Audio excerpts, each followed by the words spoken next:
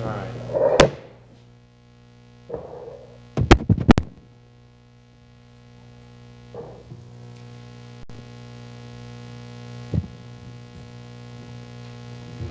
I'd like to call a meeting of the ordinance committee meeting of. I don't think yours on. I like. Is it on? There you go. I'd like to call the meeting of ordinance committee together. The time is now 5:32. Are there any public comments? Are there any public comments? No public comments. I'm gonna take a roll call. Here we go. Cobb's here. Malone Marshall absent. Chair Crawford absent. Alderman Barron. Here. Alderman Marsek. Present. Alderman Navarez absent. And Jones. Present. We do have a quorum. We'll go right into old business, sign ordinance. Was that coming from you, Mr.? Yeah, that was amended and adopted by you guys at City Council a few months ago. So we have a new one in place. We are actually working on a kind of short form summary of the changes so that we can pass that out for people that are getting business licenses and such, so they know some of the changes to the code. We've passed that already in City Council, and it's going to be amended. Is that correct? Yeah, well, so we did a major amendment a couple months ago. There is another proposed amendment we're going to talk about later on the agenda. Okay, thank you. Well, it says under under F, ordinance amendments to single-family residential zoning and signage zoning. So I thought that's what we were going to cover. Okay, we'll cover it at that time. Thank you so much. Emergency shelter days service. Alderman Barron, did you know anything about that? Yes, I asked that this be put on the agenda. I'd been asking that we put it on the agenda at prior meetings that had been canceled. So, nothing new here. This is an issue that has been an issue. It's becoming more of an issue. I don't know if any of you had the opportunity to be downtown lately, but the situation, number of homeless individuals is increasing substantially. I don't know if it's the weather getting warmer, but particularly in the last 2 weeks. I wanted to bring this up to try to figure out if we have any legislative solutions, any ordinance solutions that we can put in place to try to deal with it. I do want to, just Fortitude's model involves nighttime services and then ending that service at 7 a.m. After that point, individuals are then asked to go on the street and find their own way. It doesn't mean that day services aren't being provided. They are. The day services are being provided by the businesses and institutions that are downtown. Specifically the library, and I'll read. I wanted an update from Allison Beasley, who's the director of the library. She couldn't be here tonight, but she did say, there's been an increase in patrons experiencing homelessness over the past several months. Some of the unhomed patrons cause no issues to others and follow the guidelines using the library. Others have been disruptive to other patrons and staff. We have banned more patrons lately for breaking the rules, such as drinking alcohol in the library, smoking in the restroom, publicly urinating outside the front entrance, and swearing loudly at staff and others. Library staff have had to shift their focus in light of these issues, and there has been an increase in supervision time and police walkthrough. We are happy to have any patron, whether they are experiencing homelessness or not, in the library, as long as they are following the guidelines of the library. I've heard similar complaints from Second Ward businesses, individuals that have been threatened by people who come into their stores, and after not wanting to provide any assistance, financial assistance, then there has been threats made. This problem is getting tougher, and from what I understand, we're hearing that there are individuals who are here that are not from Kankakee County that are homeless, that hear that there are opportunities and resources here, and they're making the trip specifically to Kankakee to do that. We're about to have a permanent shelter in place that's going to be open 365, 24/7, not 24/7, 365, 7 days a week, 12 hours a day, not during the day. So it's my hope that we can try to figure something we can do a little bit stronger to make sure that there are day services that are going to be provided as part of the the shelter that will be coming to Washington Street. My understanding is, from the outset, when we talked about the $100,000 that would be given to them, there was a discussion of a public safety plan, but also day services being provided either on-site or in partnership with some other community community organization that could provide those day services. The Fortitude representative was here in the chambers during that ARP meeting and said that they would be willing to do that was something they could do. Personally, I think it should be on-site is where they provide that, just because of transitions. It might make difficult whether or not they're actually going to be provided. If you do a sort of programming across several sites is a little bit more difficult. But, as long as there is some sort of day services plan in place, I think that could be critical to not just addressing some of the homelessness issues downtown, but also making sure that we provide services and a path to home ownership, or at least home rental, a permanent solution for housing as opposed to homelessness. And so, I asked this to be put on the agenda. My understanding is that is still being worked out with Fortitude as part of their agreement for the $100,000, that they would agree to that as a contingency, that they either have to provide on-site or they have to partner with another organization for daytime service. My thought is whatever goes into that agreement should also be added to our municipal code in the ordinances. It could be done as part of the license, the business license that's given to Fortitude. We do require business licenses for nonprofit organizations. We have a number of licenses that have particular requirements for the type of business you are. So, and there's some very specific requirements in there. We could do that as a sort of legislative rule that if you are going to be an emergency shelter, you either have to provide services on site or partner with somebody else. And that would be something that would have to be provided on a yearly basis, that plan, to make sure that that is being accomplished, and changes could be made as needed to try to make it better. I don't think that'll be the only thing to make this situation go away. I don't think it will. It's going to be a tough situation no matter what, but we do have to look out for the future of this city. We are spending a lot of time and energy to make our downtown livable, walkable, and workable. That could go away very quickly if people don't feel comfortable coming down. And I am concerned that that's where certain things are headed, just based on the last 6 months, but on the last 2 weeks in particular. So I put that before Mr. Chairman, could we back up for 1 second? Mike, you talked about under old businesses, sign ordinance. Is this referring or partially what we talked about, the big sign by Riverside? Or is this something different? We're going to cover the billboard sign. Okay, thank you. Thank you. Moving forward, anything else on sign ordinance or the emergency shelter day service? I agree with you, Alderman Barron. In order for us to continue to grow downtown and make it attractive, which grows our residency, these shelters have to be offering more than a place to sleep if we want them unhomed. We want them in homes, be it rental or even home ownership, some pathway for productivity other than what's happening downtown now. So hopefully we can come up with some. Alderman Jones.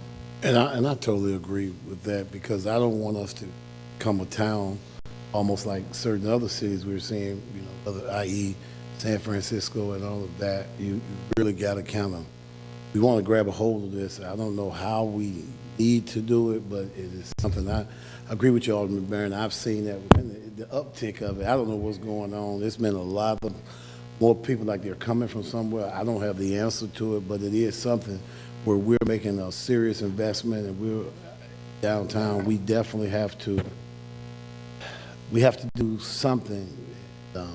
I guess the start is to make sure that they're doing what they're supposed to do with their day services, not just them, I guess, all of the organizations that we help, all making sure that everybody is partnering with everybody, hopefully, because it is starting to get to be a lot hanging up down by the gazebo and all of that. It's a lot going on. I just want to say I've seen it, and I echo your concern.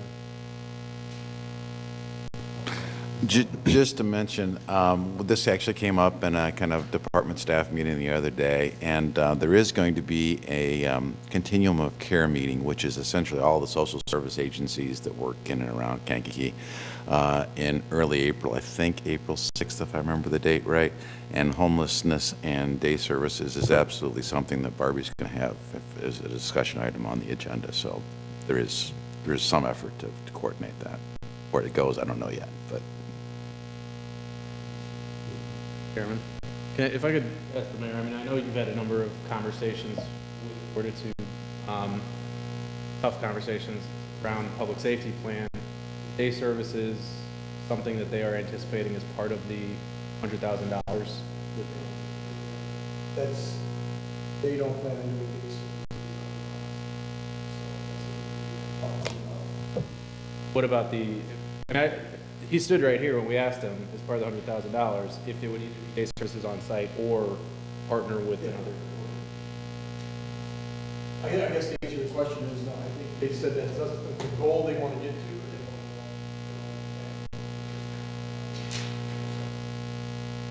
Okay. I think that needs to be part of the $100,000 that we're providing. I don't think it's unexpected for us to be asking for that. That was part of the discussion when 42 that. My understanding is that in speaking with Barbie, that will be potentially added as a contingency. That We're looking, whatever somebody wants to put in the agreement, I'm working on that language. So far, we've gotten the stuff that we got from the chief past while we've got caught with.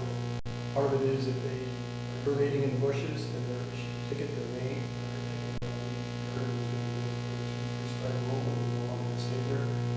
Out of town, and we want to stay.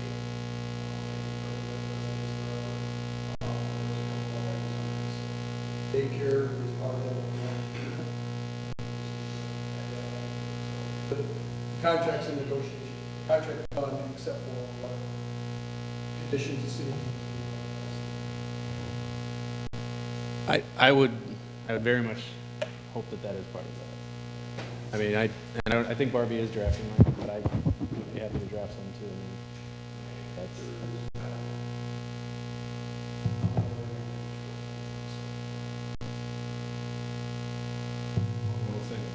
I mean, I absolutely agree with Alderman Barron. I think we need to, keep a very, very close eye on this and do everything we can before this all comes to fruition here.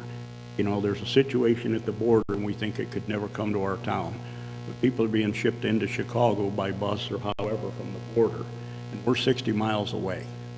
They could come down here and they could start making this their permanent home. And I think, we don't want to end up having tent cities in our town like San Francisco, like Jones just talked to.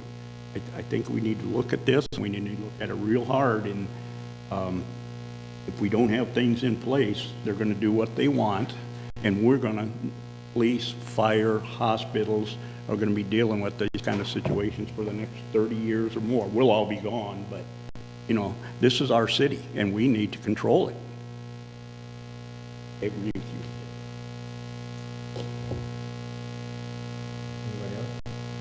Are there any thoughts about having the requirement not just in an agreement with Fortitude, but as part of a emergency overnight shelter license? I mean, it would be in the zoning arena, it would be as part of the license that gets looked at every year. Do you have any thoughts about that, or whether that's feasible or something we should explore?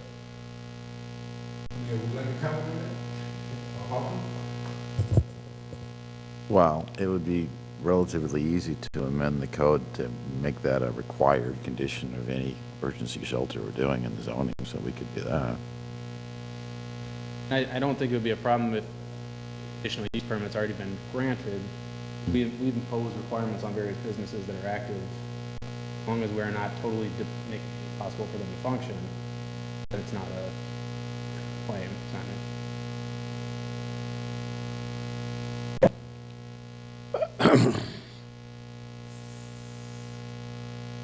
I just want to say, is there how many emergency shelters? That's a legitimate question. I'm just throwing it out there. Are there any applications online? I mean, is there anything that's online right now that we need to know about as another emergency shelter? No. Or are we done? Garden of God is the only one that's currently operating that I'm aware of and allowed. Obviously Fortitude, when they get up and running, would be. But that's really it. I mean, the facility down at the Homestead that Jimmy Smith runs is really not this, and neither is what Lassam proposes. Those are really different, so Okay. it's just those two. So are we going to have more, are we going to allow more emergency shelters? Or, Mayor, what do you think? We're going to, Right now, I'm not aware of any advisory things that come out of that. I know the council made it pretty clear in 2 meetings that I'm in favor of shelters. We currently have 5 now, I believe. Right. We're a town of 25,000 people. How many does one city need? right. At some point, we got to say enough is enough. Right. You're going to say we're not good Christian people and things like that, but we have to do what's good for our city, with our constituents. Like I say, you have these, you're going to deal with them for the next 20, 30 years. All for helping people, but I think we have 3, because the other one would be the veterans home shelter. You have 3. That's right, that's You right. have God, I did that, maybe you have Fortitude, and you have veterans home shelter. Washington, and they're still going to the higher financing. what about the one with the homestead? So Homestead and as Coffin mentioned, one with some industries, those are more. It's more rehab facilities. Rehab and halfway. Yeah, yeah. By our code, it's a halfway house. But shelters in general, those are the 5 that have gotten conditional use permits. No, they did. That would be the advantage. We have 5 conditional use permits out there for shelters. There's one comment I want to make too. You hear this talked about in sort of like a NIMBY context, the not in my backyard notion that nobody wants to have this, that use. I came into this kind of thing, not liking the notion of NIMBY and not thinking it's a good way to look at things. I still think that's the right case, but when every NIMBY situation comes to the same community, there's something wrong. That's a systemic problem. And that's where the systemic injustice happens. So, yeah, we might be called, names and stuff, but there's a greater problem here that it's all getting funneled to one community, one city. I think nobody else is going to stand up for it except the city council. So, I think that's on us. Well, they hired us to make tough decisions. We'll move on to new business. It looks like, Chief, are A through E affecting the fire department? Are those yours? Can I allow you just to move on to another? We'll take questions as we go along.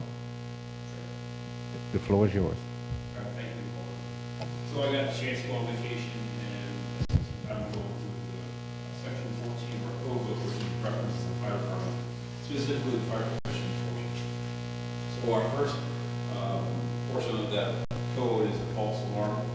This is just an update for what we charge for false alarms. If you look at the it's the false alarm Article 5 down section 14.-92 schedule of fines. You'll see the highlighted mark from 100 to 200 for our third false alarm in a 12-month period. We do not charge for the first false alarm or the second false alarm in a 12-month period, but we do charge for a third false alarm and those following within a 12-month period. Right now we charge $100 after the third, and it goes up to, it was going up $50 per increment. Sorry, $50 per increment for each additional false alarm, up to $500. We're kind of lower than a lot of the other communities in our area, so I just wanted to get, like a safe lane. And, so I recommend that we increase the third false alarm from 100 to 250. And the second, or the fourth false alarm from 150 to 300, going up by $50 each false alarm up to $750. Typically, we should say that we won't see, after we charge them for that third false alarm, they get their alarm fixed, and we don't go back. But then there's some occasions that we'll go to some occupational rehab places, or we'll go to a residential institution that we continue to go to continuously, but they don't mind paying the fine, so. And this is just increase our recovery of our costs. And then if you look at section 1493, which is a little below there, it just talks about the additional false alarm fines. Occurring for not paying the fines, we go from $50 to $250, and not more than $1,000 for each offense. It's very rare that we send anything out of this nature, but again, just getting on the same playing field as most of the other municipalities in our area. Any questions on false alarms? Yes, sir. Chief, how often do you have like a third false alarm? I know Shapiro years ago, you guys used to go there every day. Every day. Does that still occur? Not so much at Shapiro, but there are a lot of other places that we do go to pretty regularly. Riverside, St. Mary's. We'll go to some of the other residential homes that have people that will pull the alarm system and activate it. We'll go there quite often. They pay their fines regularly. If it happens, they pay it. They don't even question it. Right, thank you. Good. Any other questions concerning false alarms? All in favor? Chief, so is the intent that, you have the first false alarm, second false alarm, third goes up a certain amount, fourth goes up a certain amount. At the end of a 12-month period, does it then reset and start? If you haven't had an alarm in 12 months, yes, it does. So it's not based on a calendar, it's based on a rolling calendar. Does that make that clear? Yes.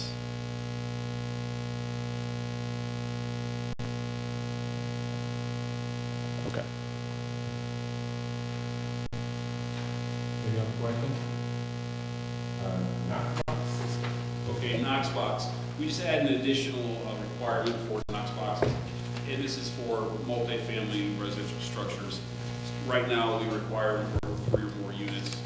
We're just going to change that to 2 or more units that have a single common access point, instead of breaking down the door and disturbing more than one unit. If they have a SRO, which is a converted home that has 4 or 5 apartments in there, or even if it's a 2-unit that uses the same common access point, we'd like to make sure that the doors are secure for the other occupants.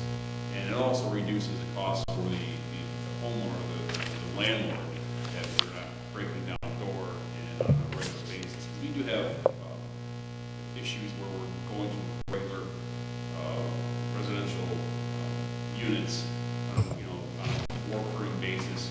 It may just be one of the units that we're going to. Now, every time we go there, we have to either notify the landlord, come over and open the door, or we force the door, which causes damage.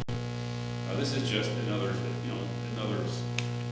I guess you could say it's almost saving the landlord a little bit of money, but it also saves us a little bit of time getting into the house and starting repair or checking for whatever the case might be while we're calling initially.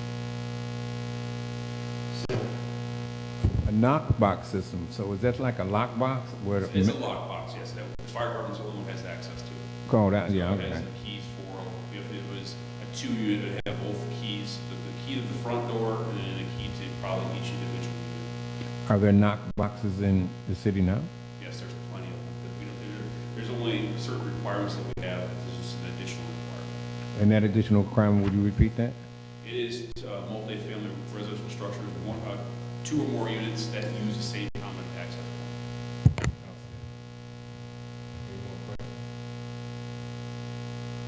In that PA code, all in there.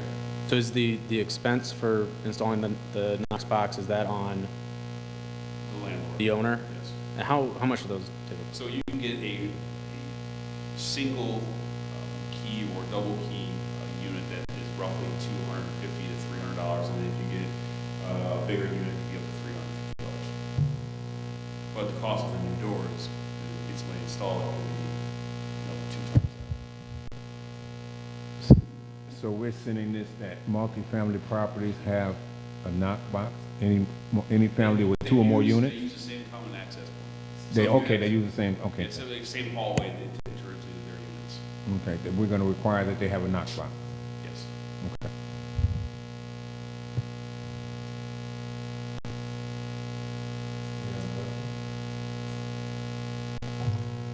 Now we'll go to NFPA code. All right, this is just an update. This is a simple one where we're just gonna, anytime there's a new edition comes out, we just recently received, in 2021, there was a new edition that came out. We just wanna go by reference instead of always looking back at our past codes and then trying to update it. We're just gonna put in here, it says, word updated to the national code, the new edition is adopted as current code by reference. Instead of trying to go back and readjust the code every time there's a new edition.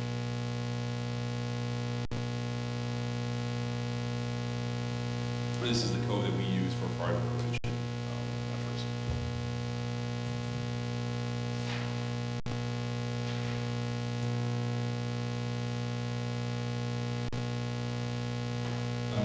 Anything on, any questions on the national fire code? Smoke detection. Okay, so this is just an update to state statute. Right now, just our code indicates that our old state statute just didn't require one in each bedroom. This is just an update that keeps up with the state statute. They're requiring a smoke detector in each bedroom, and then on, basically, that was the only real update with smoke detectors, having a 10-year sealed battery unit. And then, I think that was the only addition to that, this code. Oh, excuse me, and then there was the one about the carbon monoxide. In addition, an operating carbon monoxide detector shall be located at every level of the building. This is state statute and the best practice for NFPA. Let me back up here. Excuse me. Do we need to send these to council? Yeah. We'll need to, They're, May I make a motion? Mr. Mayor? they're ordinances, yes. So we need to send an updated ordinance reflecting these, we need to send an updated reflecting these changes to council. I'll make that motion. Hold on, let's finish the. Let's finish. Let's finish the last one, and I'll see if we make them all, from A through E. Okay. Chief, will you- Me- y'all have a question? Backing up myself, I'm just going through this, so this knock box, this looks like it's been in place since, 2000? Quite a few years. Okay. So it just says a grace period no later than December 31st, 2006. So this isn't really new. This has been in place, but obviously, Just added a different requirement. gotcha.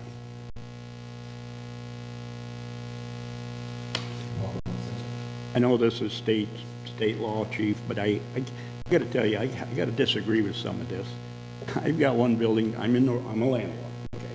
I've got a 2-unit down here, and because of this new law where you have to put them in the bedrooms, in one building, I have 10 smoke detectors. 10 smoke detectors. In another 2-unit, I have 5 smoke detectors, plus the carbon monoxide detectors, which, okay, well, now they're saying they have to be a 10-year smoke detector. I think these things cost $25 to $30 a piece. Little, right in there and I've got above. 10 of them in one building. Alderman, we do allow the grace period of, if you have one that's active right now, when you buy a new one, then you can replace it with a 10-year sealed battery unit. So you don't have to go back and I change out figure the guy that makes these rules must be in the smoke detector business. Yes, they are. They're on committees. You gotta and wonder, they're don't you? involved. Yes, they are. Holy shit. I got 10 of them in one building. This is true, that is terribly unfortunate. Mayor, did you have something to add? I was just curious, so now they're required in the bedrooms, and I understand that, but is it not required outside of the bedroom doors now then, or No, no? you still have to have one within 15 feet of both bedrooms. Okay. And in the bedroom? Yeah, well, it used to be 6 feet within the bedroom, Because I correct? always wondered, it's like, it's one of those things like, it makes sense when it's within 15 feet because a lot of people sleep with their bedroom door closed. So you want that alert you, but I was just wondering why they're in each bedroom then too, so. Yeah, just in case a fire starts in one of the bedrooms and the door shut. People smoke in their bedrooms quite often. Again, when it comes down to the single room occupancies, this is where we put more emphasis on making sure that they actually do have working smoke detectors. I am not happy about it, but not opposed to it either. But at some point in these buildings, we got to put some responsibility. You know, when somebody moves in, there's a signature on the back of the lease that says, you know, the smoke detectors are in working condition, they sign it, okay? I just updated the 10-year smoke detectors in compliance with being in each bedroom and the hallway. And 3 weeks later, I went over there to do some other items on the list, and all those were removed. And at some point, and that was a pretty good expense, but at some point, I think we got to put this on the tenants. If they're on the lease and we go through a city inspection and it passes city inspection, and we go back for the second year inspection, those smoke detectors aren't there and the same people, same tenants are there. I think somewhere along the line, we got to put some responsibility on the tenant, because, you know, everything goes on the back of the landlord, and it's not my idea. My idea is you're an idiot if you don't appreciate life safety, okay? I don't think anybody that rents property, well, there's some people that don't care, but most people care. But when you spend $40 on these each, and you got 10 of them, like Alderman Osinga says, and they take them down and they throw them in a drawer, or they take them with them, you know, that's part of the problem. So I'd like to see something in there that there's some responsibility for the tenant, you know.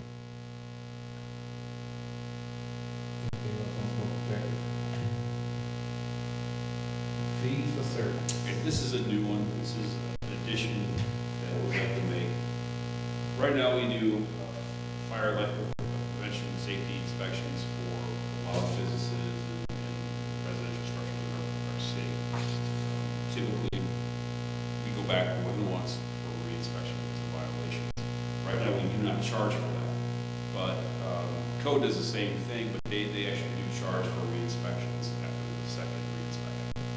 So that's what we'd like to do, is go in line with what code does, using the same cost structure that they use. So for the annual fire life safety inspection, the first one's no charge. The re-inspection for a violation is no charge, but the second re-inspection for violations will charge $150, and then each additional inspection for violation is $500. And that's exactly what the code structures, the structure that code uses for their fees. And then the second section, this is an additional fee structure for services we provide right now, which we don't charge for. This will be for new systems that are installed, or when buildings rehab. This is for fire and sprinkler system inspections, $50 for each inspection, and $100 for each re-inspection for failure. This is rough inspection, flow testing, hydrant test, and then the final acceptance test. The ANSEL systems, $50 for each inspection, $100 for each re-inspection for failure, and then fire standpipe certification, $50 for each inspection, and $100 for each re-inspection for failure. Right now, we're not charging for these, but each contractor that we deal with them, they ask us what we charge for these services, and we haven't done that in the past. It's something I think we can do to recoup some costs for our time that go into these buildings. We don't just go there once, we go there on the initial onset, and we have to go back and do the inspection, check the pressures on these systems, and it does take a little bit of time. So the 4 different tests that you have here, 50 for each of those tests? Correct. Oh, okay, it's No, not 50 for no, all? we don't do all the tests, but then we're trying to update our prevention office to be able to do these different types of tests. And typically, not every system needs all 4 of these.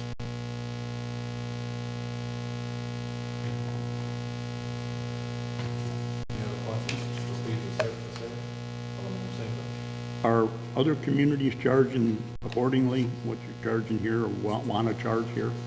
Bradley, Bourbonnais, and, On these fees for service, I don't know if Bradley and Bourbonnais are charging this, because Bradley and Bourbonnais don't do the same fire prevention inspections as we do. They use outside agencies.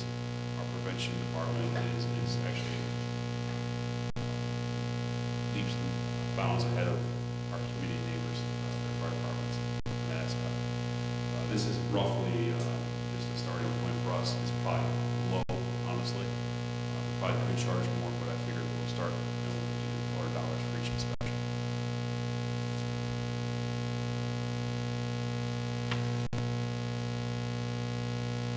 Any other questions?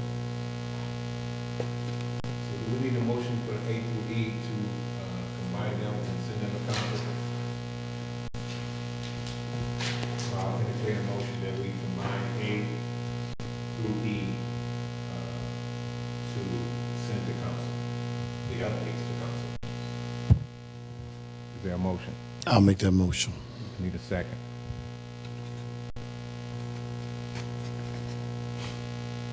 So I sorry, need this a is the second on the motion motion to to send combine or the motion to combine and approve?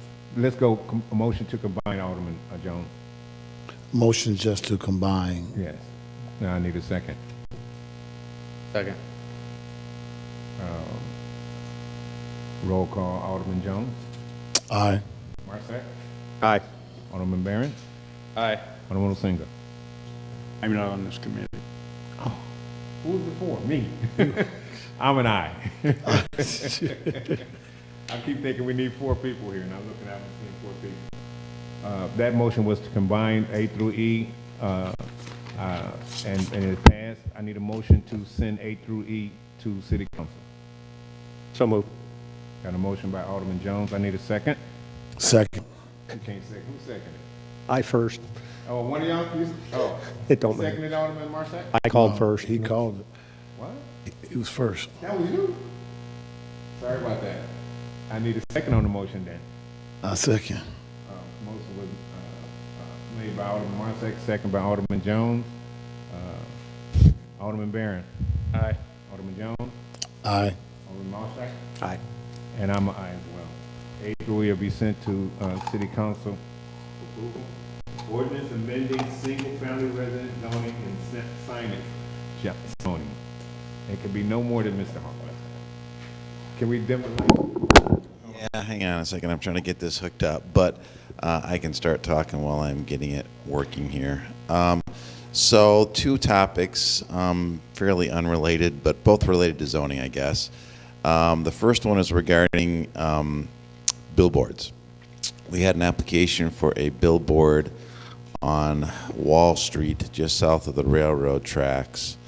I wasn't particularly excited about it. The problem is it's an area that is zoned industrial, and right now, per the code, you can have, as a permitted use, a billboard in an industrial district. In our commercial districts, we allow them only as a conditional use. So we'd have to have a public hearing before the planning board and go through it and make sure that it made sense. And if it did, obviously we'd approve it. If it didn't, we would have some latitude to deny the application. So this guy's been talking to me for probably about 6 weeks or so now. Originally, they sent in a real rough sketch of what they wanted to do, and it wasn't a complete application by any stretch of the imagination. So I asked him for more information, and that's been coming in. He just submitted what is actually a pretty complete application yesterday. And so I was going to show you some graphics of what this would look like. The challenge here, obviously, if you're familiar with the area, and again, if I can get my slides, I'll show you a picture of it, is that Riverside Hospital has a really nice sign up on their parking garage there that this would somewhat block from a visibility standpoint. Plus, it is along our kind of beautiful riverfront, and I'm not particularly excited about having billboards along our riverfront. This is proposed as a digital sign, so it would be, changing, copying images and that kind of stuff periodically. So the thought in talking with the mayor about this and is to pursue amending our code to require all signs, all billboards, whether in commercial or industrial districts, to be a conditional use, and then we'd have a public process and a means to look at the specifics of the case and turn them down if it didn't make sense, and approve it if it did make sense. Certainly, I'm not a huge billboard fan. I see the purpose on heavily traveled roads, like interstate highways and that kind of stuff, for directions and that kind of thing. So that is fine, but this is in a completely different area. The traffic counts aren't super high on that roadway, and so the proposal is to amend the zoning code to change it from a permitted use to a conditional use in the industrial districts. Now, why is it's not recognizing darn thing? Sorry about the technology, but that's the nuts and bolts of the issue on the signs. And if I can get the images, I'll show you. And if I can't, well, that's all right. So any comments or thoughts on that? Should we proceed with the text amendment? What we'll have to do is publish for a public hearing before the planning board. We'll have that on the April agenda, and then it would be to you at your first meeting in May. And how large of a sign would this be? It's proposed at the maximum per our code would be 300 square feet, and that's what they're proposing. 10 foot by 30 foot. Yep. It would be 22, the base of it would be 22 feet above the railroad track elevation, so that would be 32 feet, plus where they're mounting the thing would actually be from the ground where it's mounted is probably 45 or 50 feet. In interstate, where we allow actually bigger billboards, we allow up to 75 feet in height. But that's way too tall here, in my opinion. Why is it not recognizing that? Yes, I don't know if this is the time to talk or not, but that is in my ward. I've talked to several people. Riverside Hospital is dead set against it. All the other, there's a daycare center right there, be right next to a daycare center. Riverside Credit Union, they're all against it. There's an elderly high-rise at Riverside, I can't think of it, Westwood something. They're all against it. I just think aesthetically, being right there, it's an absolute nightmare. I am dead set against this. I ask everybody to vote against this, whatever the amendment we need to do, if it comes for city council. I don't want it. People over there in Riverside, they employ 1,000 people, and they've been contacted, and they said, we don't want it either. So I think we have to look out for our business people and the people in the neighborhood, and nobody is in favor of this sign. And it is on a state highway. Is there certain stipulations, Mike? Route 113 is a state highway. Restrictions there. Yeah, our code makes a distinction for interstates, but that's it. So, no. Right now, there's not. But I thought IDOT state I might have say so ends. IDOT actually does have some regulations on it. I will check those and see. I think ours trump it in the city limits, but I will check that out. Yeah, once it was kind of brought, we have several of our railroads, in particular that east-west railroad, goes through a lot of residential neighborhoods, in particular the 1st and 7th Ward. So that's why I really got thinking about this, that if the rail's all zoned industrial, it'd be easy to put up a large, without asking permission, 300 square foot LED board right over someone's bedroom window in a sense. And if you're on Greenwood, or if you're on Schuyler, or if you're over any of those, particular CN doesn't really go through as much of the neighborhoods, but that was my real concern. We could really be getting into an R1 district, but yet your house could have a billboard right next to it, and maybe your blinds aren't exactly blurred out. This is also out of town. This is no local company. Visible, can't think of the last. Visible something. Yes. LLC. That's great. city, as far as the revenue, would see no revenue. Coming into our community to do what they want in our community. Right now, we have no say. I think we need to make an adjustment there. So what we're proposing is a change to the, amending the ordinance that could probably, that'll give us more control over situations such as this. Is that the question? That's the proposal, yes.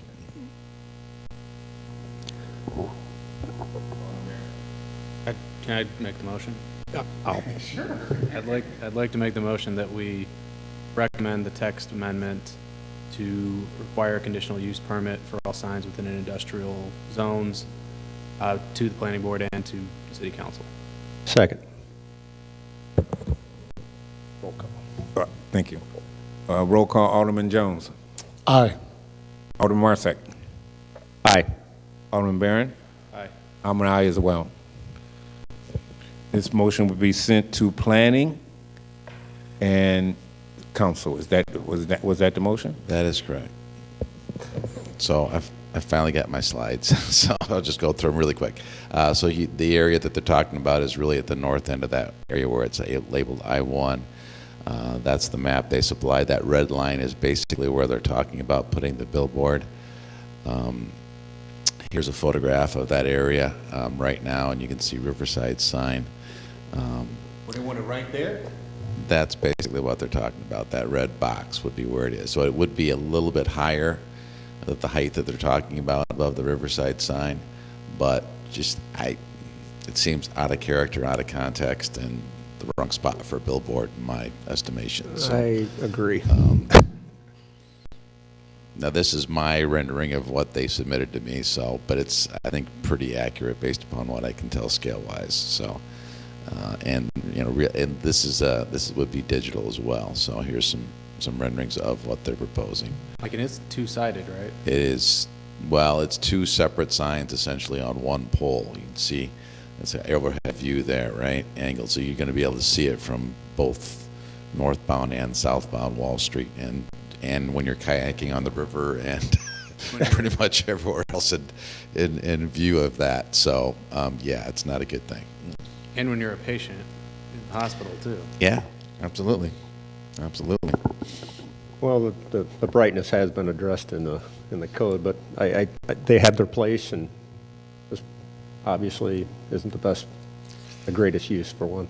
Right. When they originally called me, he actually talked about doing it on the other side of the river too, but that is zoned commercial, and so we would have conditional use approval of that. And I said, the honest opinion, I think it's going to be a really tough sell to do it there. And I said, okay, then let's start with this one because it's zoned industrial, and right now it's a permitted use.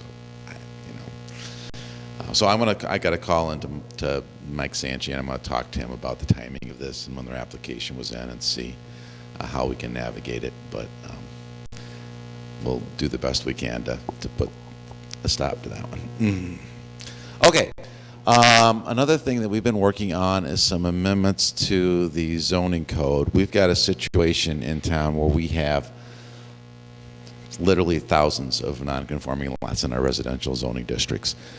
We kind of went through a fairly detailed discussion of this issue and how to handle it when we actually did the Greenwood Avenue corridor plan that you adopted as part of the comprehensive plan a while back. But right now in our R1 district, the minimum lot size is 7,500 square feet. There's a provision that it can be as low as 6,000 square feet if it was platted before 1995, which is honestly most of the residential lots in town.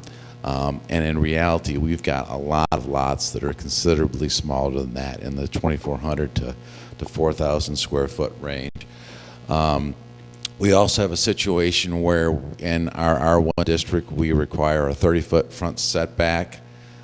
In your brand new subdivisions, yes, you've got 30-foot setbacks, right? But in most areas of town, the setbacks are more like 10 to 25 feet in your older neighborhoods. And so when you've seen us go back and rezone some properties in town to change them from commercial to residential or whatever, in a lot of cases, we've also been processing a variance so that they can essentially rebuild the house that they've got, right? if we've changed the code and adjust the setbacks a little bit, I think we can avoid the need for all of those variances. So let me just show you a couple of additional things. I'm going to come back to that. And then here, is just some information. So we've got about 1,200 lots in town that are in the range of 2,400 to 4,500 square feet. And again, our minimum is 6,000 square feet right now, right? So I don't honestly know how we got so many small lots with structures and stuff on them, but you got them. So we got to deal with it, right? And I'm trying to figure out how to handle that. We've got another 1,000 plus lots that are 4,500 to 6,000 square feet, right? Keeping them all legal, non-conforming really isn't the best solution for me, because people have invested in those properties and they do have value and they do provide housing opportunities. So we need to figure out some way to make it work from a practical standpoint. So we've mapped out where all those lots are. That's what you saw in the second ago. And so, actually, I got another slide that's going to get to this, I think. Yeah. Well, no, I don't. What the heck? I loaded the wrong PowerPoint.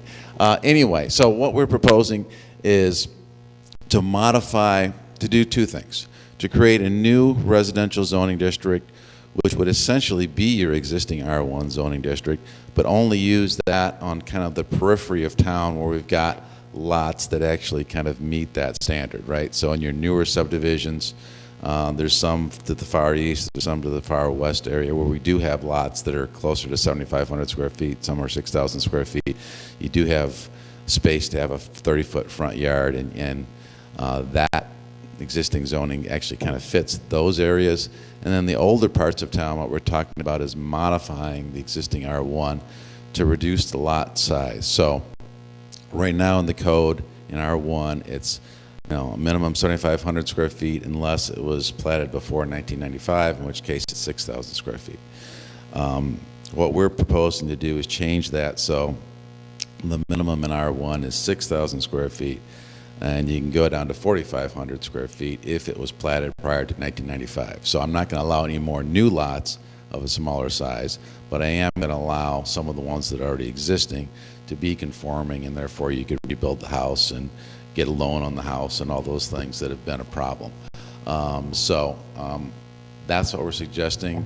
We also adjusted the front setback side, where what we're proposing to do is, rather than saying a fixed number in the older neighborhoods, let's look at what's around that house and be compatible with that, right? So if my neighbor's house is 20 feet from the front setback and my other guy is 22 feet, mine should be about 21 feet or something, right? To kind of basically match and be consistent with what's adjacent to you, with establishing a minimum of 15 feet. I think there ought to be some minimum, but let's just make those setbacks compatible with what's built out in the neighborhoods and not make everybody get a variance for that. And so, I'm trying to find solutions that kind of work with what you got, and that's what we've got so far. The other thing that we're working on is, and I think I do have a slide on this. We're going to come back to that. So you've also got a situation where you've got a lot of corner lots in town that are really small, right? And I don't know how to make them work. Other than another idea that we had, and I haven't written this up yet, but maybe what we do is we allow in the R2 district some smaller single-family lots on some of these corners that would be a way to accommodate essentially the same density, but allow for these smaller lots to exist with a home on them, a single-family home, not a two-unit home, but at least allow some reasonable use of those structures, and not make them all remain illegal and therefore never could be rebuilt. Because I don't know, I mean, the only good thing that could happen is if a home on one of these really small lots was destroyed, theoretically the adjacent property owner could acquire it, I guess. But even if they do, the total taxable value of your real estate in the community is going to decline because there's not a structure on that second thing. So, since they've existed for so long, my thought is let's figure out a way to allow them legally, not to increase the density or anything, but just to allow what's there to exist and try to accommodate it. So those are kind of the things that we're working on. The other thing that we're doing, and you'll see that with the rezoning along Washington that you'll have before you on Monday night, as people come in and call about these legal nonconforming uses, and I literally get a call at least once a week from a realtor about this, I'm saying, okay, the city is aware of this problem, you know, and we want to rezone some of these properties. So if you want that rezoned, if there's a couple adjacent to you, we'll try to do them all at the same time, okay? This is the next one. I got a call on this property here on Hickory. There are 3 homes adjacent to each other. You can see them in the bottom photograph there on Hickory. They are all currently zoned commercial. To my knowledge, they've never been used for commercial and probably don't make sense for commercial. So they actually, in this particular case, did give me an application for one of those homes. I think we just rezoned all 3 of them, and maybe even some of the ones that are there on Wall Street. You've got commercial use on the corner, a hairstyling place, but the other structures, I just drove by them today on Wall Street, they're also single-family residential homes. So at least these 3, maybe all of them, we wanted to seek rezoning on, because the lenders have finally figured this out. Maybe they have before, but they're checking now. Anytime somebody comes in as a real estate transaction, they want to make sure that that thing can get rebuilt before they loan money on it. And I have to be honest with them and say, no, it can't right now in a lot of situations. So we're working on that. So we're working on both cleaning up the language in the code to be more consistent and reduce the number of variances that are required, and we're trying to bring our map into consistency with what's actually built in the community. So wanted to give you an update on those things. If you have any concern with them, let me know. At some point with the tech stuff, we'll have to do a public hearing before the planning board and go through that whole process. I also need to work with the attorneys on what type of notice we have to do for it. I think in terms of the text things, since we're really keeping the use the same, we're changing some of the setback stuff requirements. I don't think I have to send an individual notice to individual property owners. I think I just have to put a notice in the paper for the text stuff. For the map things, we have been notifying individual property owners because I think that's important that they understand. And we did have a number of them that came when we did the rezoning on Washington. And once we explained what was proposed, they seemed to understand it and be comfortable with it because it really is to their advantage. So that's what we're working on. Just wanted to get your feedback, keep you updated on where we are, and be happy to answer any questions that you got.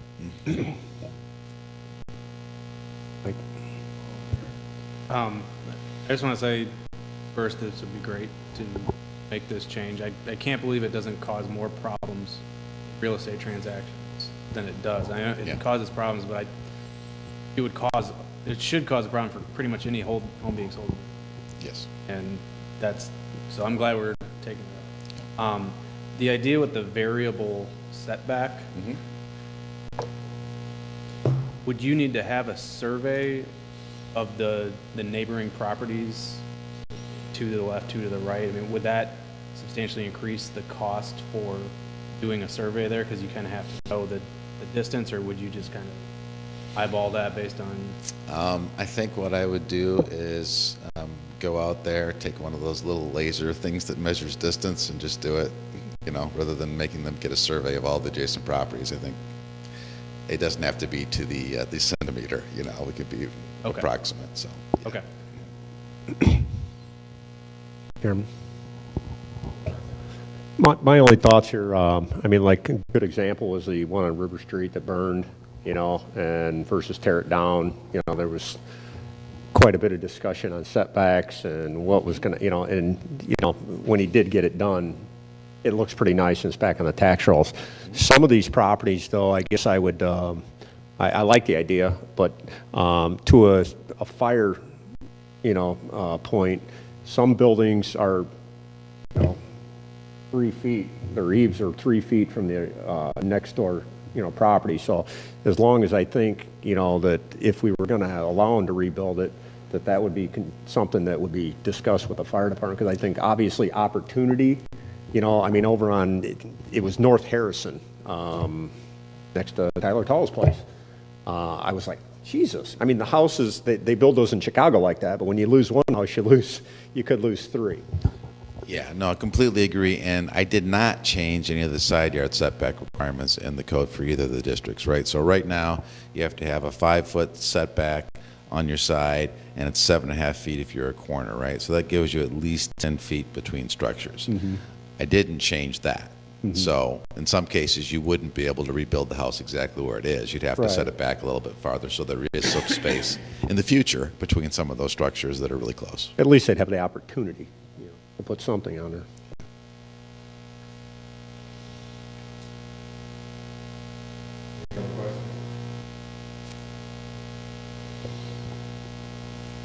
Okay, we will continue to move forward with that. Thanks. We need more. Yeah, I can give you an update on it because I don't know, Chief Passwater and Chief Kidwell are out. So, but I'll give you an update because I don't think we have a document here. What's being looked at is right now where we find illegal dumping, that often it's very clear, the vehicle, the license plate, and them dumping, throwing things from lawn chairs to garbage bags. But sometimes, from my understanding from the police chief, is even though you can identify the individual, it's still sometimes tough to get a charge against that person if it's not just 100% crystal clear who that individual is. So, but it is very crystal clear that it is a certain type of vehicle and the license plate. So what they want to do is amend the ordinance that they would be able to ticket the vehicle, the owner of the vehicle that's being used in the illegal dumping. And what's happening is if you loan your car out to somebody or pick up a truck that is doing the dumping, you're probably only going to do it one time when your friend uses your truck for illegal dumping. They also want the ability, and this is where we have to discuss with the group, they want the ability to be able to impound the vehicle also. Now the question is maybe it's more of a gradual. If you're caught, one time you got a fine, but if it's a second time, it's a stiffer fine. If it's a third time, it's a heavy fine and an impounding of the vehicle. So kind of a progressive type of situation. But they're finding that it's the same vehicles that are dumping once the camera was set up at the illegal spot. So that's what the ordinance is looking to come to this committee for. So we'll have to probably put this on the next ordinance meeting. But that's how they think they can stop it very easily is it would be a ticket to the vehicle and the registered owner. Good idea.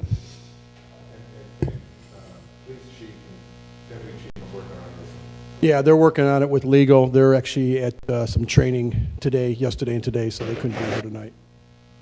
But that's the synopsis of what we're looking to do there. So, because there's a section over in the 7th Ward that, quite frankly, DPW can clean it up, and 4 hours later it's dumped again, and they can clean it up, and 4 hours later it's dumped again, and so we feel like a lot of things, once a couple of the word gets out that a couple of vehicles have been fined some very stiff penalties, it'll stop quickly.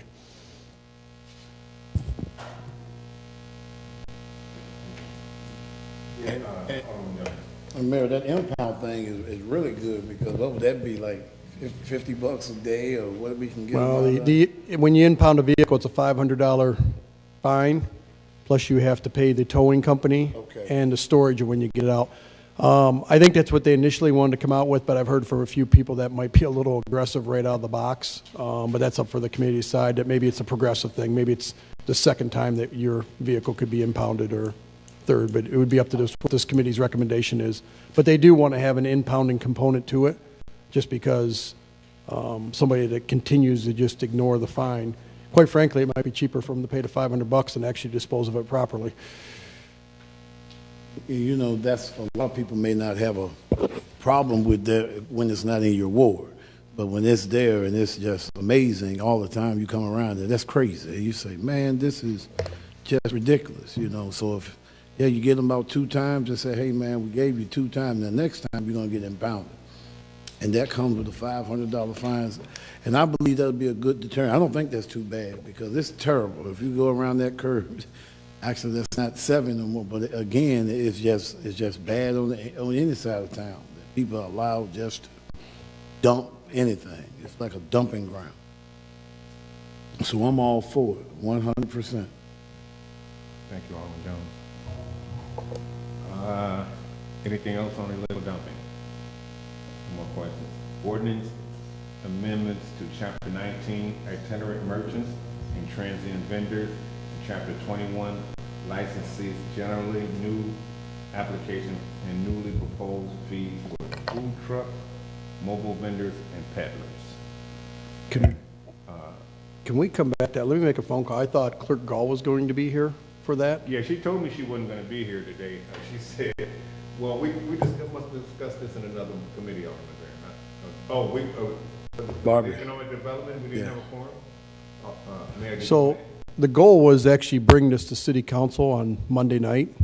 The only thing I don't have for you, I can tell you the theory behind it. I just need to ask her what the actual amounts were so you could see that. But the concern is right now you can get we'll call it a peddler's license. You know, if you're wanting to be a electrical company and come door to door and ask you to change your energy service, and it's like $15.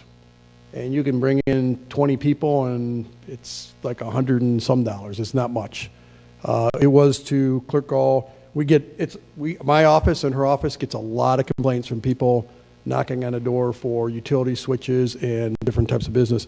So the goal behind it was that it would be very significant. If I remember correctly, we had proposed $500. Go ahead. Mayor, I have the fees right here. Oh, you got it. Yes. I thought, I'm going to be quiet. I thought you didn't, I know she gave it all to you. And I believe this is what I yield my time to you, Chair. Thank you. So the application for food trucks, with fees of $200 per fiscal year, $500 for out of town, or $50 per event. I think that's what we discussed at Economic Development. This is what she pulled up. She had emailed each and one of us these, so I'm reading it right off the email that she sent me. And then for application for peddlers would be $500 license fee for a single, and $1,000 for 2 to 5 additional peddlers, and another $500 per peddler beyond 5. $500 for each peddler beyond after they go over 5. Is that correct, Mayor? That sounds about accurate. I believe a single was 500, 2 to 5 was 1,000, 6 and above is $500 for each additional person above. Thank you, Mayor. And a $100 application fee. I'll take your word for it. It's not on there? It's not above the 500, 1,000? Oh, I'm sorry. Okay. Thank you. Yeah, it'll be thank you, Alderman Barron. The fees will be a $500 application fee, $500 license fee for a single, $1,000 for 2 to 5 peddlers, and $500 per peddler beyond 5. That sounds about it. I think we're accurate on that. I'd make the motion, we move this to city council for approval. And that would be the peddlers and, I thought the food truck was different. The food truck? Didn't I just read it? Oh, yeah. And the food, would that be for the peddlers or just the food truck and the peddlers? Both. Okay, so the peddlers, I'm gonna read it one more time. Application for food truck, mobile vendor would be $200 per fiscal year, for local, and then $500 out of town or $50 per event. And we're combining those together to move to city council. We have a motion by Alderman Marsack, I'll second. second by Alderman, the question, Jones. I have a question about the 200 for local. Is local city-based only, or is that county? Do you have an idea about that? That'd be city, wouldn't it? I think it was city, and not, I think it was city of Kankakee. Because the issue is the sales tax. That was the theory behind it was, and I believe Watsika is having a very similar situation, is if you're located in the city of Kankakee, you're probably reporting your sales tax from sales on a quarterly basis, or however you do it, to the state of Illinois, and we're getting rewards from that. We're getting sales tax from that. If your truck is based in Bonfield or Bourbonnais or Palatine, you're probably reporting all your sales tax through those municipalities, and they're collecting the sales tax while you're earning money in the city of Kankakee. So the theory was it was a little steeper above that so that we'd get a little benefit out of it because you're doing business in the city of Kankakee. And I think you've heard through economic development, we're also working on a way to create some areas for food trucks to come and try to generate even more sales on a, we'll call it daily, weekly basis. So, but yes, it was city of Kankakee. It was because of the sales tax issue. We figure if you're based in the city, we're probably reaping the rewards from your sales tax. Mayor, would this affect our weekend vendors? No. So Farmers Market and Merchant Street Music Fest, it does not affect them. They still would they would still apply through there to be able to do their vending services and stuff. What this is for people that are doing it on private property or the designated areas that we create for them. I believe Economic Development Council heard about a couple of designated areas we'd like to create. They'd be able to set up there and sell there.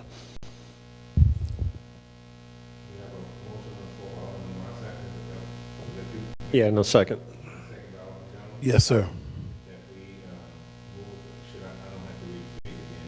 Peddlers and solicitors, application for food truck and mobile vendors, and application for peddlers and solicitors to move this to the city council. Alderman Barron.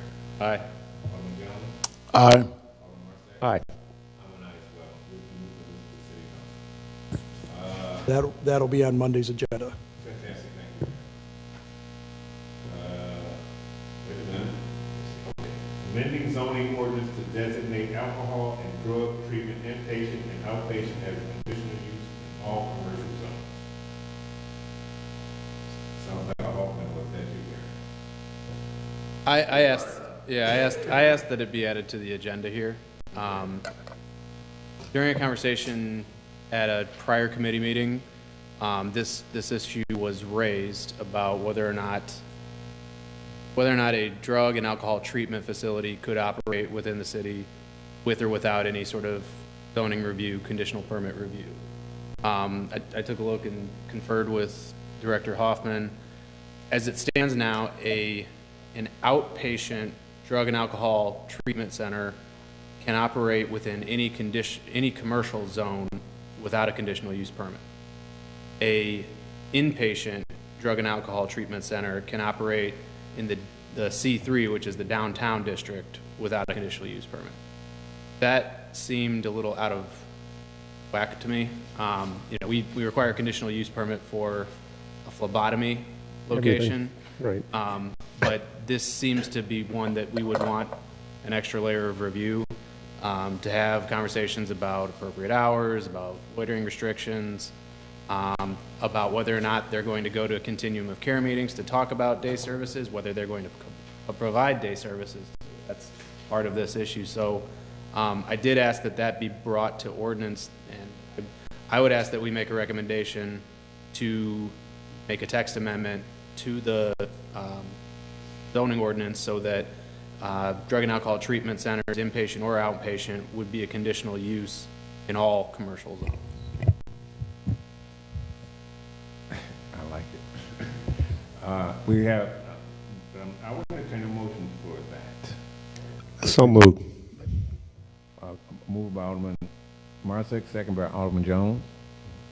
You had a question? I have a little question. So we were saying right now, there was nothing to stop downtown. They didn't have to have. Right. Right, currently it's a permitted use. So they would just have to get a building permit if they had to modify the building or something, but the land use is allowed by right.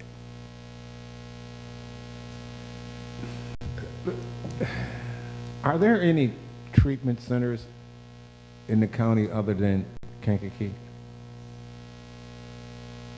I think Mantino has one, don't they? Mantino has a Yeah, facility. Okay. They definitely got one. And I guess the question would be so there's a facility in Bourbonnais called Life Stance that is a private office facility that does, they have counselors that deal with mental health, addictions, different types of things. There's a wide range of things that they deal with, depression and all that. That's in Bourbonnais there, so. And I think there's others, but Okay, thanks, Mayor. there's actually a lot of others if you think I'm about gonna it. get A on lot my of soapbox I was facilities. gonna get on. But we have a motion on the floor, isn't that correct? And a second by Alderman Jones. We'll call the vote. Alderman Barron? Aye. Alderman Jones? Aye. Alderman Marsack? Aye. And I'm an aye as well. So we'll be sending that to council. Well, it'll have to go to the planning board. We'll have to publish notice because it's an amendment to the zoning code. We'll hold a public hearing before the planning board and then it'll come. Thank you so much. Okay, the emergency shelter day services, we already discussed at the end, old business. Right? It appears Can to we be come down there back? twice. Can we come back to that? Yes, Since we sure, took- Mayor. So as we're working with this document, can this committee, at least since we've got Alderman here, can we talk what we want in that document? Are you referring to the ordinance? Well, there's a document that has been created by legal for the allocation of ARPA funding for the facility. That has been prepared by legal, and other municipalities are actually looking at utilizing that potential same document. They may tweak it here and there, but they're looking at using that as a base for them. But the question is, we are wanting to have conditions within that document in exchange for the $100,000. And I just want to make sure I get that to legal in a correct manner. So one of the things that we had talked about when me and Chief Passwater met with them was having the ability, having a communication line between a liaison with the police department and Fortitude, that when a Fortitude resident is causing some type of disorderly conduct in downtown Kankakee and they're issued a ticket, that Fortitude is notified, and there is some type of 2-3 strike rule. So if you've gotten a ticket for urinating in the bushes, or you've gotten a ticket for drinking in public, or you've gotten a ticket for something, that we can call them and say that Mr. ABC Jones has been issued for the second time another ticket or a third ticket. At what point do they no longer reside in your shelter as almost a consequence in a sense? You know, you've kind of like your kids. When you know, they get in trouble at school, hopefully they come home and there's something that mom and dad also sit there and say, hey, you know, you can't do that at school or there's repercussions and you can't stay. So that was one item. The other item was if you are new to the area, or if you're not a Kankakee County, if your last known address, and I don't know how I'm trying to figure out legal, but if you're not from Kankakee County, there is limited time you can stay in the shelter, because there's some concern about, as we talked about before, is becoming a destination. And I think you're seeing from other municipalities, people are starting to step up and they want to help, but they want to help because they want to help their own. And it's no offense to somebody from Tennessee or somebody from Plainfield or somebody from Peoria. Everybody's got difficult times, but the thought process was we have to take care of our own residents first, and there's only so many slots availability to do that. Also having a, putting in there kind of a priority list. If you're from Kankakee, St. Anne, Bourbonnais, you kind of get priority to use the facility over that. So those were two conditions that were looked to be put in there.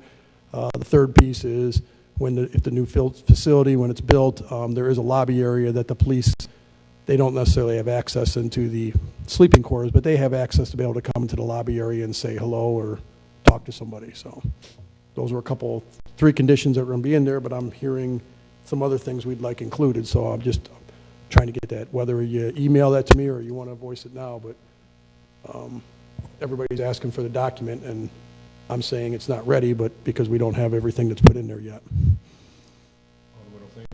If you were talking about a daytime services, would that be something like hiding food? They're going to be there during the daytime, you push them out at 7 o'clock and then they're on their own. like providing a lunch or something, would that be a daytime service? Or am I going in the wrong direction?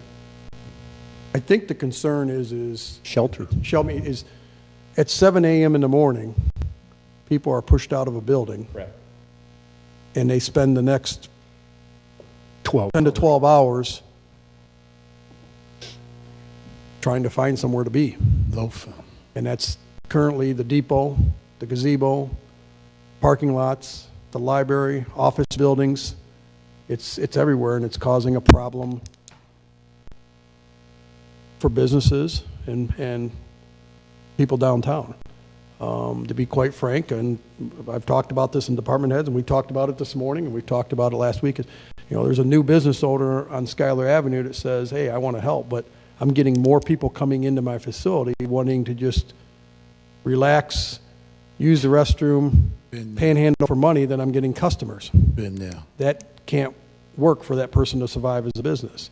You've got office tenants that are, seeing clients and working with their customers, and instead they're having people at their front desk talking to the receptionist, asking for money instead of working with the person that's there to see a person working in that facility. You've got, I think I came in a little bit later, but, the library has become, I'm trying to pick my words carefully, but it's become an adult daycare center. Okay, there are several people that are at the library, and they've got some shelter, and they don't bother anyone, and they just go about reading some books and some newspapers and doing some good things. But there's several in there that are using it as a place to go and take a nap and sleep, to go in and urinate, not in a restroom, to smoke marijuana in the bathrooms or the hallways. The concern is you're going to wake up someday, and when somebody's lease is up, they're going to say, it's just a little easier to renew our lease in another community instead of having to deal with this anymore. I'm just being frank about it. There's a hard piece. There are a lot, and I've been driving around since last Monday, last 10 days, been driving a lot. And there are people that are hanging out at the gazebo. And the question is I've gone and I've looked, and they may not be doing anything wrong but just sitting in the gazebo. They're not drinking alcohol, so it's a public area. What are they doing wrong? Technically nothing, but it's also discouraging people from wanting to use the gazebo or the depot. It's a hard piece, as we talked about you're a bad person by moving somebody on, but you're also creating an environment where people are sleeping. Last Monday, people were sleeping on the bench right on Schuyler Avenue at 2 in the afternoon with all their belongings. Well, are they doing anything wrong? I guess the loitering is what they're doing. But there are some that are drinking, and they're drinking the single can served. And so I've got before me, we have a local business, and I'm meeting with them because they're renewing their liquor license, and I said I'm not signing that liquor license until we have a meeting, because what they did was find a way to skirt around the ordinance. And so I'm going to tell them that congratulations on making the ordinance tougher and more difficult for you and for other businesses, because you tried to you were creative and you found a way around it. So you illegally didn't do anything, but now we're going to make it very difficult for you to be a productive business, because you're serving single cans and people are sitting on the sidewalks and drinking and sleeping, and it's causing a problem down. I have never seen this like this before in the city of Kankakee. We've had the Salvation Army for many years. We've had everything, and I've never seen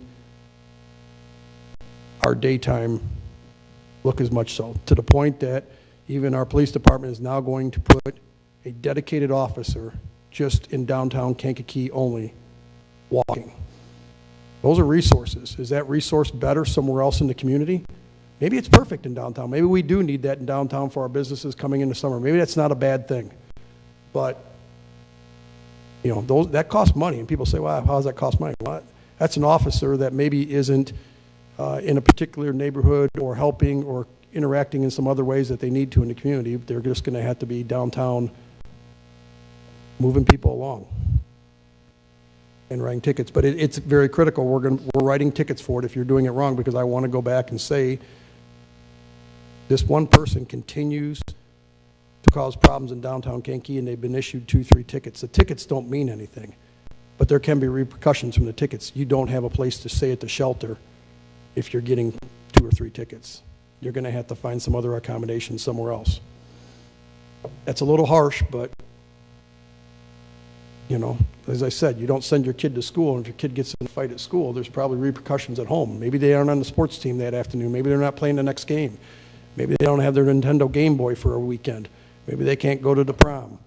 But there's repercussions when you get in trouble in other areas, so there should be with this facility also. So I just want to make sure that we need to get the document out for review. I just want to make sure I've got the right things in there, so I guess that is a question. What is daycare services? I guess daytime services is a place for somebody to reside, to get assistance, get training. But I guess the number one thing is somewhere for them to go. Because quite frankly, when it's 10 below at night, it's also 10 degrees during the day. Yeah. So it's just as cold during the day. Well, and that's what, I mean, the way I'm reading this, they should be providing some type of services. Push them out at 7 a.m. and then we're done with them. The way I'm reading this, maybe I'm not thinking about it right. They do to help these people out in the daytime so we don't have the problems that you're talking about. And I'll be honest, I feel like most things, I feel like 49 out of 50 times there's some type of answer I have. I don't have an answer for this. I've racked my brain around this. I don't have an answer. It's probably why it's got me so frustrated, because I can't even come up with a real good solution.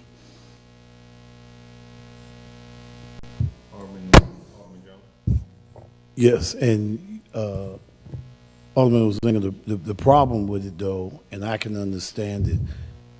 If they're set up for night, the problem is they're not ready for day.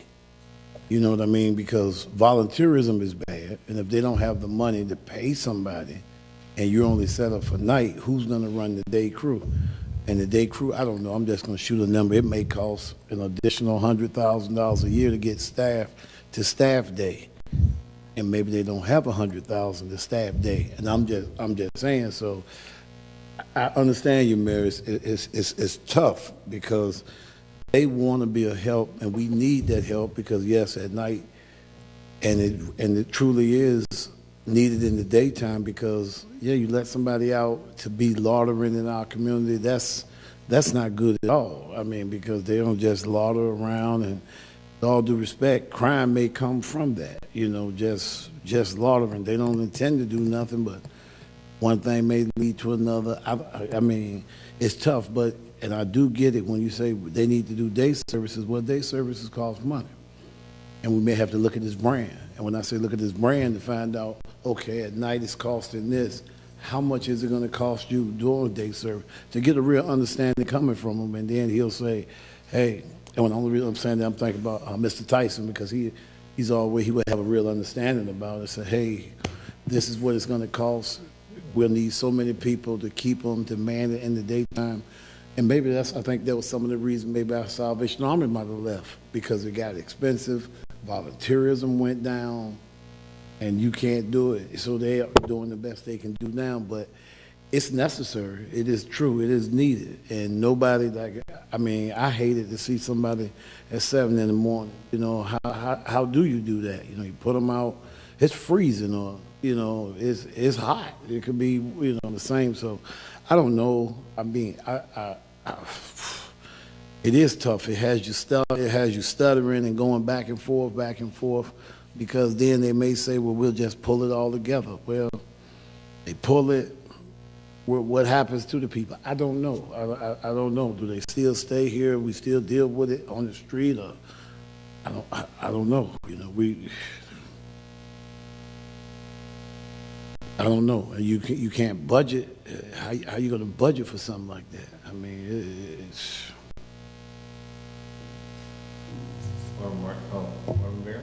So in terms of a definition for day services and what we might require, I think the bare minimum is a shelter location of warm temperature.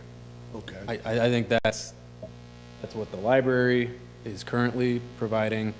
I think, you know, that could be sort of a baseline. They want to do more, and they want to solve the problem of homelessness. That's available to them, and we hopefully can provide resources to help them with that. as well as other entities, and maybe some of those municipalities will kick in along the way too to actually deal with it rather than just building the fort. But I think that seems to me to be sort of the baseline of day services that the Fortitude model of overnight sheltering does not have. I mean, and I completely understand and trying to rack our brain for a solution. As long as that's the model and that's it, we're gonna have these problems nonstop, and they're gonna get worse. And it's gonna get worse as they go to 7 days a week. They go to 365, because they have a permanent site that more people will come to. And it's not a matter of being unchristian, it's being overwhelmed. Just tired of it. It's happening now. There's more people, so on my way here, 2 hours before they opened, there was a line of 15 people. They can only house 18 right now. So there's people that are turned away each night. They're lining up earlier and earlier each day. And I do think too, that being the minimum, frankly, right now, but I think we kind of need to have a kind of tight control of this, where they are submitting every year a plan about what day services they're providing. Right now, is it enough that they're just going to provide basic shelter at that location? Or is it enough that they're just going to provide basic shelter or work with some other entity to provide that basic shelter? Maybe for now that's all they can do, but I think we need to have regulatory oversight, frankly, because they're not working in the best interest of, they're working in the best interest of what they deem their guests. We are in a position where we're getting overwhelmed by looking out only for their interests. I think having that as part of a license, or submitting that plan, could be a way to say, no, I'm sorry, that's not enough. I absolutely agree with Alderman Barron with everything he just said. Fortitude helps them at night, but then we deal with them in the city of Kankakee all day. Once again, like I said earlier, police, fire, ambulance personnel, the hospitals. I think we have to have I know they're working on a deal with the police, but I think we have to have some really tight controls here. This is going to get nothing but worse. Alderman Martha. Alderman Barron took a lot of what I was going to point out, but at night I get on the computer, I research loitering. It's not illegal to loiter. It's illegal to drink in certain places on ordinance. It's illegal to panhandle. We can put a clamp down on those items. Agree. If they're not doing anything at the gazebo, there's not much we can do. But the shelter is never going to be big enough. If they continue the same path, we could give them the high rise. It's never going to solve the problem unless you're giving them a path back into society, and a lot of people don't want that. I'll bet you 5 or 10%, maybe if you're lucky, if you offered them, said, we're going to give you housing for 90 days. Just, you don't have to do anything, just get yourself composed. But after 90 days, we're going to put you in a work program, and after 90 days, we're going to have you hired on. And after that, we're going to find you some housing, and you can pay, and you can get back into society. I'll bet you 5 or 10%. But there needs to be a path back, or it's only going to get worse and worse. And I had an individual call me, and the mayor's correct. It's never, I've been downtown over 30 years. It's never been like it is now. And had an individual call me. He sat there, he watched them. And they come out of Fortitude. They went over to the liquor store, and they waited until it opened. And then they left the liquor store, and they went down to the depot. When they got kicked out of the depot, they went over to the gazebo. So if you have nothing to do other than sleep, go out and drink, and go back home, it's never going to change. Day services, that's on point to Alderman Barron. That's a very small thing to ask, but that's not the answer to the solution. It's part of the solution. Part of the solution would be they need to provide at some point. At what point? Do you have, are they, I don't remember, was it 30 they're going to house? You remember, Chief? Was it 30 that they were going to house at the new facility? Capacity's 36, right? About 36. So they're going to max out at 36, and we're still going to end up with 15 people that come here looking for those services because we have it. There was 3 that showed up in no business, One was looking for right to Bourbonnais. No, he was actually just looking for a handout. The other one was panhandling. So we do have to have tough conversations.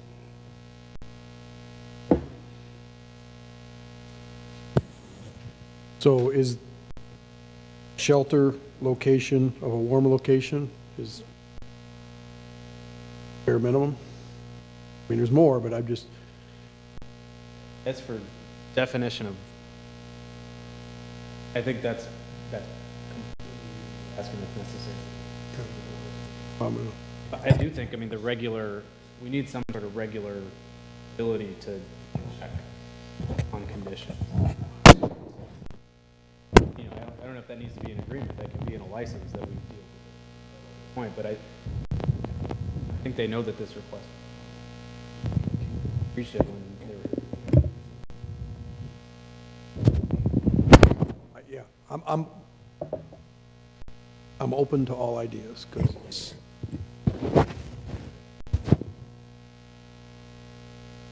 I've never seen it like this. And we've had homeless for years, and I don't know why the only thing I can come to is it's gotten very dramatic here in the last, I'm talking 60 days. And I gotta believe it's people that are, well, not to believe, we know for a fact, it's people that are showing up here because there's shelter here from other areas. I asked the gentleman that came in the business, where are you from? He said Chicago.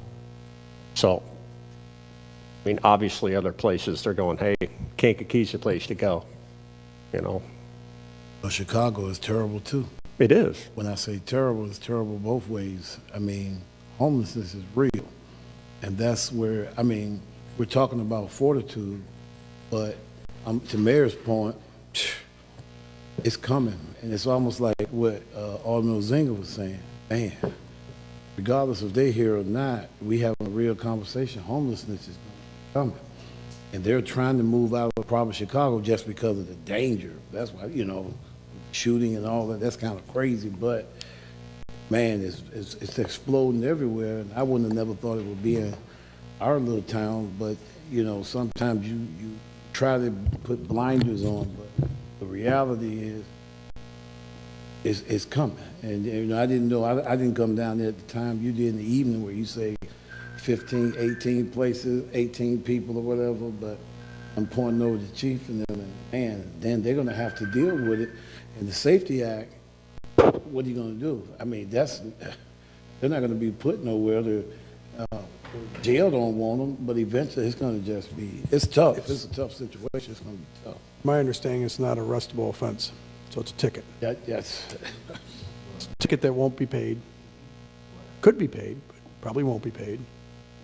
Not arrestable, so. You know, I've never been to San Francisco. I have been to LA, and they sleep outside businesses there. And it's very discouraging. And I really hope that we can get ahead of this thing.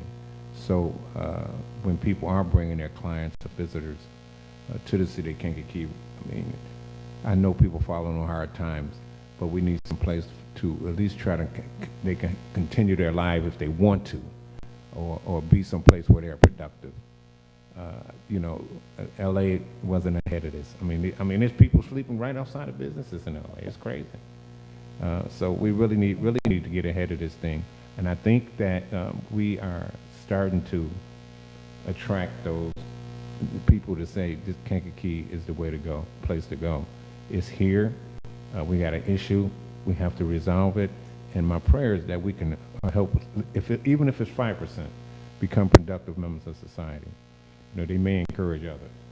So I'm really glad that we are aware of this, and that I pray we can get ahead of this, because it can look bad. It can look worse. This is the worst I've ever seen, but this is not the worst it can be. Can I ask a question to this committee? So it's not on the agenda, so we can't take action tonight, but we did get an amendment to our single serve, because basically, as I said, there was a workaround that was found.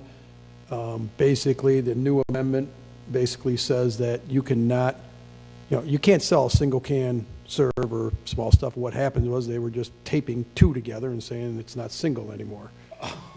Okay? So you can't do that. So the new ordinance basically comes and says, you can't sell a single can serve or small stuff. What happened was they were just taping two together and saying it's not single anymore. Okay? So you can't do that. So the new ordinance basically comes and says, you can't sell a single can serve or small stuff. What happened was they were just taping two together and saying it's not single anymore. Okay? So you can't do that. So the new ordinance basically comes and says, It's taken from some other municipalities, but basically,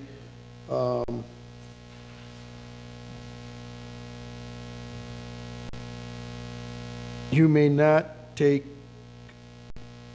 attach, or repackage in any method other than what was originally done by the distributor or the manufacturer. Meaning when you buy a six-pack, it comes in a six-pack carton. When you buy a six-pack of cans, it comes with plastic rings around it. You can't be taping or remanufacturing any of it together there. So it's not on this, but I can bring this to the next ordinance meeting, or I can bring it to a city council meeting, but quite frankly, I'd like to get ahead of it and just bring it to a city council meeting as an amendment to the existing ordinance already. And if we need to further tweak it, we'll keep further tweaking it every council meeting if we have to. But that's what I'd like to do, is bring the amendment to the ordinance council meeting. And if you guys want to send it back to committee, I'm okay with that. But I don't want to wait 30 more days. Question, Mayor, Yeah. you say they're putting two into one. They're taking a Is Coke. that the liquor store doing that? Yes, so Yes. the liquor store is, you know what, I don't have a problem calling it out. So Liquor Lot is taking a Coca-Cola like this, a Coca-Cola like this, because these are banned as single serve, let's just call them Miller Lite, Ice House beer, big cans, putting them together and taping them together and said, well, that's not single serve anymore, that's a two-pack, and selling them as a two-pack for $2. I think my question. And then the question will be is if we have two-pack, we'll make it a three-pack and a four-pack. No, it's only what was distributed. What's that? I say, I would go to them and say, how bad do you want it? Well, as I mentioned before I sign the renewal, I'm having a meeting to say that we're going to strengthen this code, and you're hurting other businesses is what you're going to be doing. So, I'd just like to remind everybody, there's one liquor store right now, and there is another one that's currently going to be opening. So it just moved from one area to another. So, I mean, you don't notice the gathering over by Key City anymore. You know, well, they moved to the other liquor store. Yeah. So you can be part of the solution or part of the problem. But you can't point out the problems with every solution. I mean, Right. that is one thing that you take action on. It's Absolutely. not going to solve every issue, but Yeah. it is going to make it difficult. I think it's worth keeping on and making tweaks as needed. Mm-hmm. it's not going to solve the public urination, it's not going to solve the loitering, it's not going to solve the other problems we have, but to just ignore it won't help either, so it'll be one piece. At least we're going to try and solve the downtown public consumption of alcohol in public areas. It's going to try and solve that. They put it on city council next. Right. We typically always bring things through committee, and I don't want to circumvent that. But if council decides, I will probably place this amendment on council for Monday. If council decides that they want to send this back to committee, that is, I will not be offended. They can do that, or we can take action at city council on it.